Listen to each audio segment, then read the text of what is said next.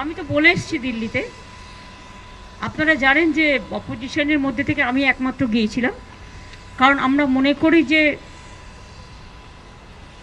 Cooperative federalism যদি রক্ষা করতে হয় তাহলে সেন্ট্রালের সাথে স্টেটের ডেভেলপমেন্টের ব্যাপারে এবং স্টেট শেয়ারের ক্ষেত্রে সেন্ট্রাল শেয়ার স্টেট থেকে যে টাকাটা তুলে নিয়ে যায় সেন্ট্রাল, সেই টাকাটা স্টেটের শেয়ার যেন স্টেট ফেরত পায় এবং ডেভেলপমেন্টের ব্যাপারে কোনো পলিটিক্যাল রাজনৈতিক উদ্দেশ্য প্রণোদিতভাবে কাজ না করে সবার জন্য, সবার উন্নয়নের জন্য কাজ করা উচিত। কেউ যায়নি, বয়কট করেছিল। আমি ভেবেছিলাম গিয়ে সবার কথা বলবো। আমি ওই 3-4 মিনিটে যা পেরেছি ওইটুকু বলেছি। বাংলার বঞ্চনা এবং সারা দেশের অল অপোজিশন স্টেটে যেভাবে বাজেটে বঞ্চনা করা হয়েছে এবং অল বিজেপি রুল স্টেটকে যেভাবে কনসিডার করা হয়েছে এবং যারা ওদের অ্যালিজ, আমাদের আপত্তি নেই যদি কাউকে বেশি টাকা দেয়, কিন্তু তুমি কাউকে দেবো বলে কেউ খাবে আর কেউ খাবে না, সেটা তো হতে পারে না। বাংলাকে তো তারপরে আমি সারা ভারতবর্ষের সমস্ত রাজ্যের ব্যাপারে বলে আমি এটাও বলেছি যে আপনারা তো শুধু নির্দেশ দেন আর ছবি লাগান, কাজ তো করতে হয় রাজ্যগুলোকে। অথবা ওটা কোভিড, কে সামলালো? রাজ্য। আপনারা নির্দেশ দিয়ে খালাস, আর ফিল্ডে কাজটা করতে হয় রাজ্যকে। আজকে যেখানেই যেই ঘটনা ঘটুক না কেন, যে কোনো সাবজেক্টে সবটাই সামলাতে হয় রাজ্যকে। তো রাজ্যগুলোকে যদি আপনারা পঙ্গু করে দেন তাহলে কেন্দ্রটাও তো পঙ্গু আগামী দিন হয়ে যাবে। এই সিরিয়াসনেসটা বোঝা উচিত বলে আমি বাংলার বঞ্চনার কথা বলেছি, যে আমাদের 1,71,000 কোটি টাকা পেন্ডিং আছে এবং এই বছর এই টাকাটা আরও বাড়বে। এবছরটা ক্যালকুলেশন করা হয়নি। ফুড সাবসিডি বন্ধ, 100 দিনের কাজের টাকা বন্ধ, কাজও বন্ধ, গ্রামীণ আবাস যোজনার কাজ বন্ধ, রোডের কাজ বন্ধ। আপনারা তো দেখলেন ইলেকশনের সময় যেভাবে পাবলিসিটি করেছে, 3 কোটি বাড়ি করে দেবো, 4 কোটি বাড়ি করে দেবো, আমি এত করেছি, সব মিথ্যে কথা। প্রাইম মিনিস্টার নিজের স্পিচেও এই কথাগুলো বলেছেন। উনি নাকি 4 কোটি লোককে বাড়ি করে দিয়েছেন। আসলে মনে হয় স্বাধীনতার সময় থেকে ধরছে, তখন যে ওনারা ছিলেন না, অন্য দল ছিল, সেটা ভুলে গেছে। যত যার বাড়িতে বাথরুম আছে সব উনি করে দিয়েছে। যত রাস্তা স্বাধীনতার পর থেকে ভারতবর্ষে হয়েছে সবই ওনারা করে দিয়েছেন। গেরুয়া করা ছাড়া তো আর কিছু করেনি। সুতরাং এই সবগুলো বলছিলাম, দেখলাম বারবার বেল বাজাচ্ছে। রাজনাথ সিং প্রিসাইড করছিল, পাশে প্রাইম মিনিস্টার এক পাশে, আর এক পাশে হোম মিনিস্টার ছিল, নিশ্চয়ই বলে দিয়েছে। আমার আগে চন্দ্রবাবু নাইডু বলেছে 20 মিনিট। আসামের চিফ মিনিস্টার, অরুণাচলের চিফ মিনিস্টার, ছত্তিশগড়ের চিফ মিনিস্টার, গোয়ার চিফ মিনিস্টার, যদিও রাজ্যগুলো খুবই ছোট ছোট, তাও আমি মনে করি না ছোট বড় কোনো ফারাক থাকা উচিত সম্মানের দিক থেকে। তাও তারা কিন্তু কেউ 15 মিনিট বলেছে, কেউ 16 মিনিট বলেছে, কেউ 17 মিনিট বলেছে, কেউ 20 মিনিট বলেছে। আর আমারটা যেই 5 মিনিটে পড়তে যাবে সঙ্গে সঙ্গে বেল টিপে টিপে টিপে টিপে স্টপ স্টপ স্টপ। আচ্ছা ঠিক আছে, স্টপিং বলে আমি বলবো okay, you don't want to listen, চললাম। আমি বয়কট করে চলে এসেছি। তার কারণ হচ্ছে তুমি বাংলার বঞ্চনার কথা শুনতে চাও না।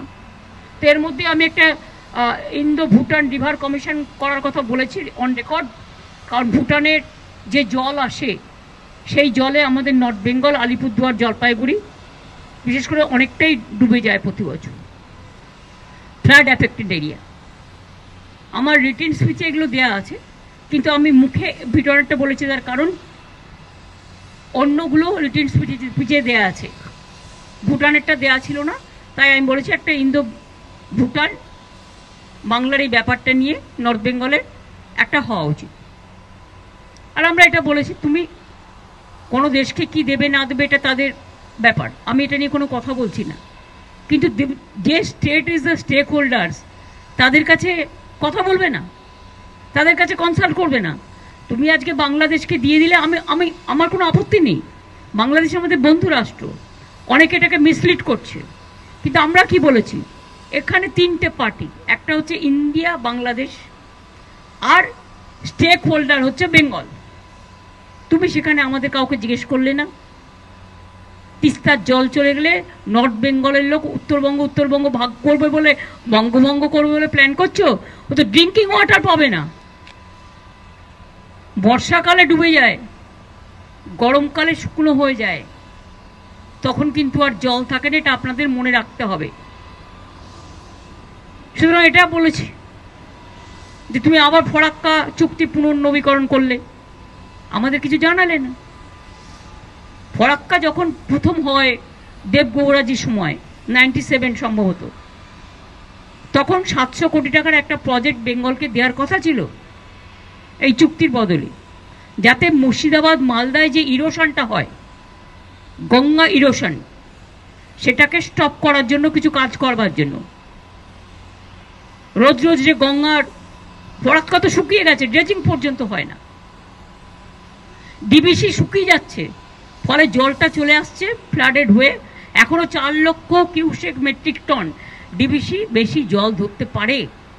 আর আমরা এটা বলেছি, তুমি কোনো দেশকে কি দেবে না দেবে এটা তাদের ব্যাপার, আমি এটা নিয়ে কোনো কথা বলছি না। কিন্তু যে state is the stake holders, তাদের কাছে কথা বলবে না, তাদের কাছে কনসাল্ট করবে না। তুমি আজকে বাংলাদেশকে দিয়ে দিলে আমার কোনো আপত্তি নেই। বাংলাদেশ আমাদের বন্ধু রাষ্ট্র, অনেকে এটাকে মিসলিড করছে। কিন্তু আমরা কি বলেছি, এখানে তিনটে পার্টি, একটা হচ্ছে ইন্ডিয়া বাংলাদেশ আর স্টেক হোল্ডার হচ্ছে বেঙ্গল। তুমি সেখানে আমাদের কাউকে জিজ্ঞেস করলে না। তিস্তার জল চলে গেলে নর্থ বেঙ্গলের লোক উত্তরবঙ্গ ভাগ করবে বলে, বঙ্গভঙ্গ করবে বলে প্ল্যান করছো। ও তো ড্রিঙ্কিং ওয়াটার পাবে না। বর্ষাকালে ডুবে যায়, গরমকালে শুকনো হয়ে যায়, তখন কিন্তু আর জল থাকে না। এটা আপনাদের মনে রাখতে হবে। সুতরাং এটা বলেছি যে তুমি আবার ফরাক্কা চুক্তি পুনর্নবীকরণ করলে, আমাদের কিছু জানালে না। ফরাক্কা যখন প্রথম হয় দেবগৌড়াজির সময় 97 সম্ভবত, তখন 700 কোটি টাকার একটা প্রজেক্ট বেঙ্গলকে দেওয়ার কথা ছিল এই চুক্তির বদলে, যাতে মুর্শিদাবাদ মালদায় যে ইরোশনটা হয়, গঙ্গা ইরোশন, সেটাকে স্টপ করার জন্য কিছু কাজ করবার জন্য। রোজ রোজ যে গঙ্গার ফরাক্কা তো শুকিয়ে গেছে, ড্রেজিং পর্যন্ত হয় না। ডিবিসি শুকিয়ে যাচ্ছে, ফলে জলটা চলে আসছে ফ্লাডেড হয়ে। এখনো 4 লক্ষ কিউসেক মেট্রিক টন ডিবিসি বেশি জল ধরতে পারে। কিন্তু যেহেতু বছরের পর বছর, এই 10, 12, 14 বছর কোনো রকম ড্রেজিং হয়নি, ফলে অল্প বৃষ্টিতেই ওটা ফ্লাডেড হয়ে যাচ্ছে। তখন জলটা কোথায় আসছে? বাঁকুড়া, বীরভূম, বর্ধমান, হাওড়া, হুগলি। তা এগুলো দেখতে হবে না, যেখানে আমার স্কোপ আছে। তাও তো আমরা প্রায় 5.5 লাখ পুকুর কেটে এখন অনেকটা জল এই পুকুরগুলো অ্যাবজর্ব করে। অনেকটা সংখ্যক আমরা চেষ্টা করেছি সায়েন্টিফিকভাবে নেচার দিয়ে অ্যাডজাস্ট করবার। কিন্তু ডিবিসিটা তো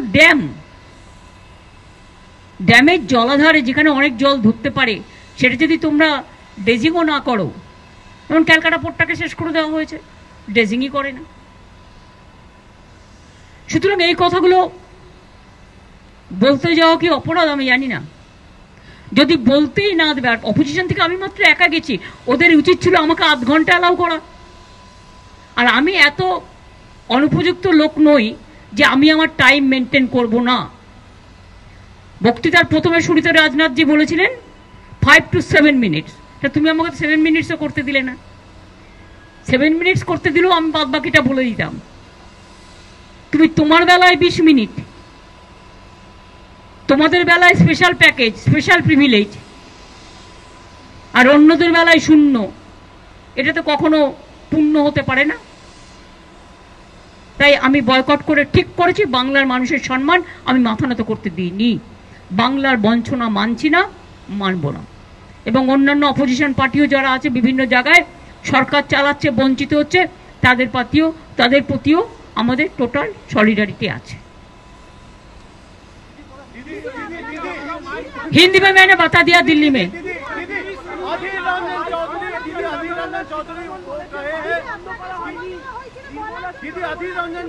अरे भाई माছ দিয়ে কি শাক দিয়ে কি মাছ ঢাকা যায়? তুমি যদি বারবার বেল টিপছো মানে কি? আমায় স্টপ করতে বলছো তো মানে কি? হয়তো স্টপ করার সিস্টেম মানে ওইটাই। আমি বলছি আর তুমি বারবার কারো বেলা তো বেল টেপোনি, বারবার তুমি বেল টেপে বলছো স্টপ ইট। তো স্টপ ইট মানেটা কি? Can you tell me? আমি এত সিনিয়র পলিটিশিয়ান, এতবার ইলেক্টেড মেম্বার, অপোজিশনের মধ্যে একমাত্র গেছি ভয়েস রেকর্ড করতে। তোমাদের কোথায় ক্রেডিট দেওয়া উচিত ছিল? তুমি আমাকে বারবার যদি আমার বক্তব্য তুমি যদি বেল পাঠাও, বেল দিয়ে আমাকে স্টপ করতে বলো, is it not humiliation or ইনসাল্টেশন? আমি 6 মিনিটও করিনি। অপোজিশনের পক্ষ থেকে সারা দেশে মাত্র একজন। তা ডেমোক্রেসিটা গেল কোথায়? ডেমোক্রেটিক রাইটসটা কোথায় গেল? এই মানসিকতা যে দুটো কথা শুনতেও পারে না। কেউ যদি বঞ্চনার কথা বলে তার তো বলবার একটা জায়গা হওয়া দরকার, যেখানে কেউ যায়নি। আমি সবার হয়ে বলতে চেয়েছিলাম, যতটা পেরেছি বলেছি। সবার হয়ে বলার পরে বাংলার হয়ে বলতে শুরু করেছিলাম, তো এটা ওদের ভালো লাগেনি। এরপর থেকে ভাবতে হবে যে আদৌ ওদের মিটিংয়ে যাওয়া উচিত কিনা সম্মানের সাথে। সম্মান না পেলে অসম্মানিত হতে আমি যাব না। छोड़ो तो कौन है बात कहते हैं, छोड़ो।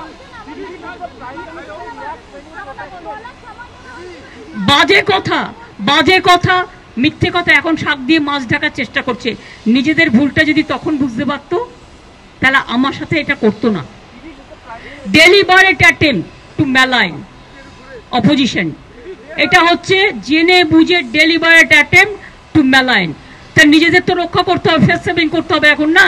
ফেসটা তো লস হয়ে গেছে, তা ফেস সেভিং করবে কি করে? তোমরা তো ছিলে না ভাই ভেতরে, তোমরা জানবে কি? সবটাই তো বিজেপি ছিল। থ্যাংক ইউ, চললাম।